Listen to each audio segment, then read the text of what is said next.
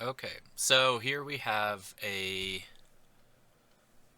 file where we have a master track that already has drums and everything. It's just an exported MP3 of one of the songs that we want to add some synth to. You can see these patterns here are my synth patterns where I have piano rolls. We're going to talk about that in a bit, but the most important part, if we want to collaborate in any way, uh, we have to export all of this, because if I just go here and do save, save, and then I save it as an FL song, it's not going to work. So this part is probably the most critical. Um, you have to save it as a zipped song file. That'll include the FL file, any custom uh, sounds we have in there. So when you load this, it won't be missing samples or missing files you need for the kick. However, there's a caveat to that, and it will ask you every time when you save, when you have it as a zip, when you go to File Save, you'll notice it brings the dialog up because it does have to recompress that zip every time, but you can save over like you normally would, but it does add a little bit to the saving process. So I usually have one zip file that I save over when I want to export it and send it to you guys, or I have, and then I have one file as my FLP file. So let's take a look at that file, what's in it. You'll notice it's got my custom waves that I have for the kicks and such. And then the FLP file, the MP3 or the MP3 that was exported and sent to me that we're working on. I don't even remember what this is. Something I recorded, but oh, no, it's my vocals for the chorus. And then a couple waves here. Now, I'm going to be testing this next theory out along with everyone else, but I'm not sure if it exports all the metadata.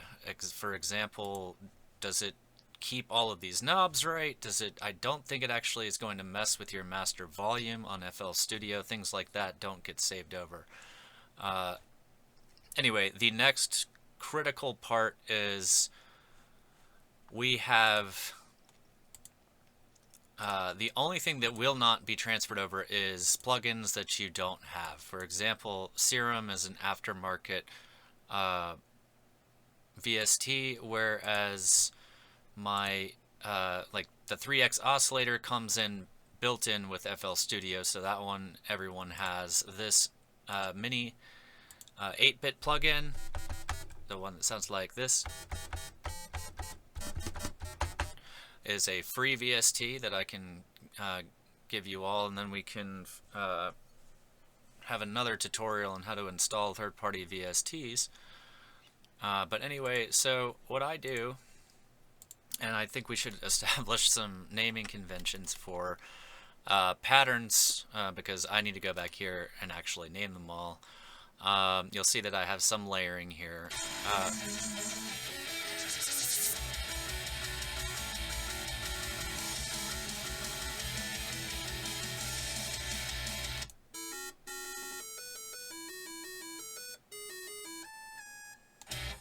So when you open this file, you're not going to have, for example, let's just start with this one, the 8-bit plug. You'll have to install that if you want it to sound like that. However, these piano rolls are just basically MIDI information. So over here, this will be sent over and not changed. So let's we play this pattern.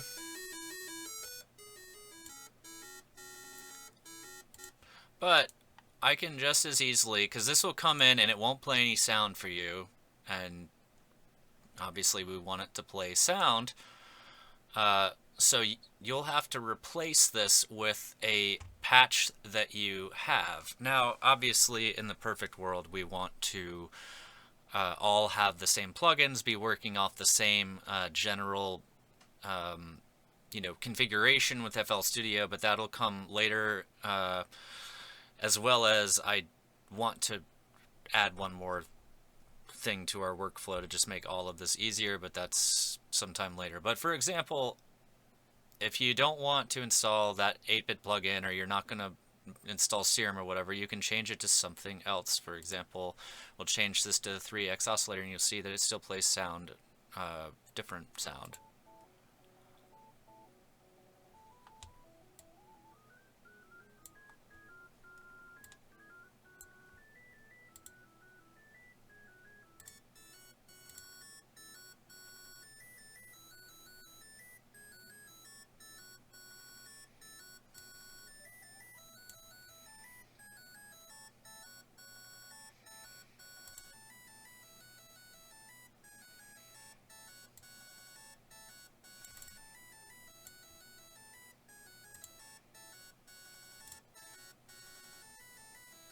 That sounds nice.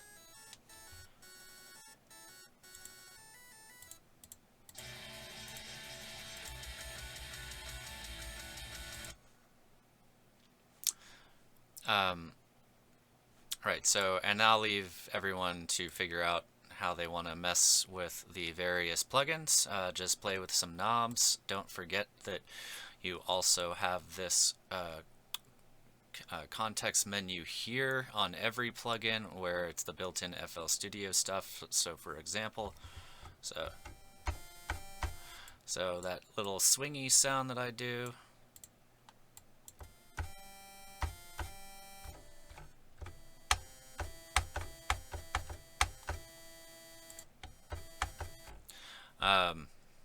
anyway, experimentation. So that's the gist of it. And then again, we want to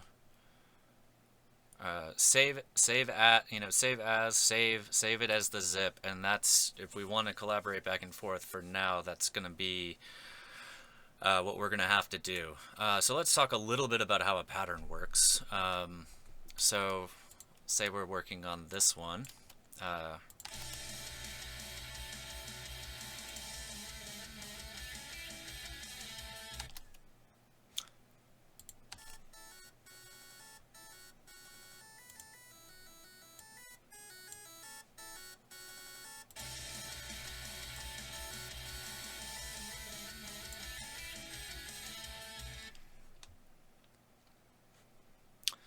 Alright, so we're going to work on pattern 2, say we want to change it. So what you do is, let's move this a bit. We have a pattern here. Let's go ahead and clone it so we can keep our original in case we like that better. And I'm going to put in pattern 3 here, which is currently still the same. You right click on the instrument and click piano roll. That'll bring up this piano roll. You've got all your notes right here. To give a brief tutorial of this, it's set up in much the same way as the channel rack. What I like to do is start by snapping it to 1/4 beat, but then, as you need some smaller notes or whatever, you can change that. Just be aware that it's not automatically snapping to place every time you think it is. But here is where you can really get in here, like nitty-gritty. Anytime it is like this, it'll show you the piano roll playing. So individual notes are represented like this. If there's 2 notes or more notes, it will act as a chord. So columns, notes together in a column, construct chords, and then as it goes left to right, you'll see these steps and beats and are the same style as the playlist over here. So you've got one, so this is 1 bar. So yeah, if you want to start messing with it, can start by, say, I think those chords sound a little too heavy. I can break it up into notes. Maybe I want to do something like this at the end.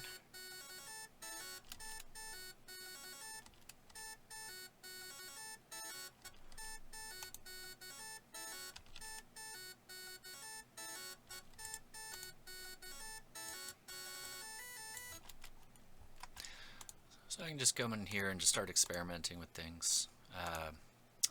You know, you'll have happy little accidents.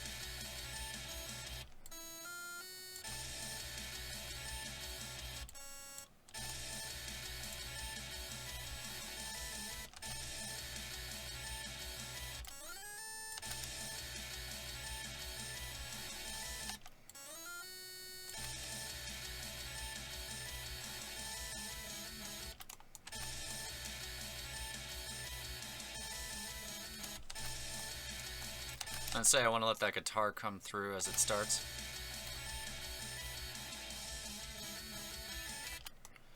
Yeah.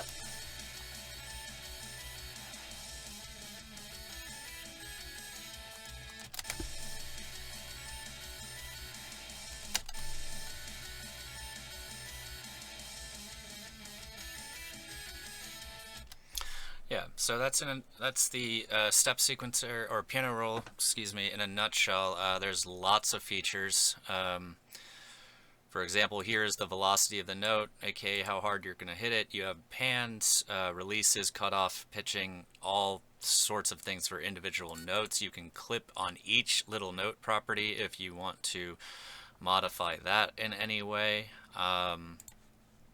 These are your slide into the next note, portamento, I don't know how to say it, that into the next note. You got some cool tools here.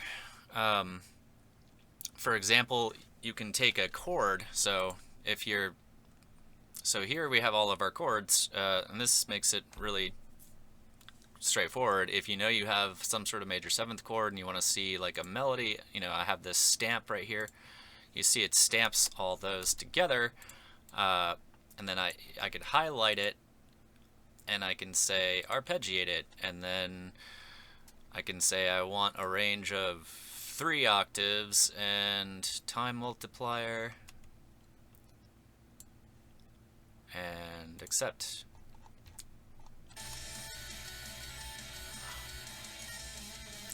That didn't sound very good. Let's try that again. What I usually do for this, actually, so let's do a major seventh again. And then this time we're going to drag it. One really good trick, so this actually acts as one unit now since I've stamped it as a chord, but if I highlight it and click here and click group, I can ungroup, and then these act as individual things. So you can stamp something down, and then if you want to use the notes within that key, that's a good way to do that. So I'm going to highlight that again, and then let me arpeggiate. Let's see here. So we want a range of 2. Let's flip, alternate, flip, and see what we come out. So there's a small gate there. Ooh, that sounds fun, right? See, it doesn't. Alright.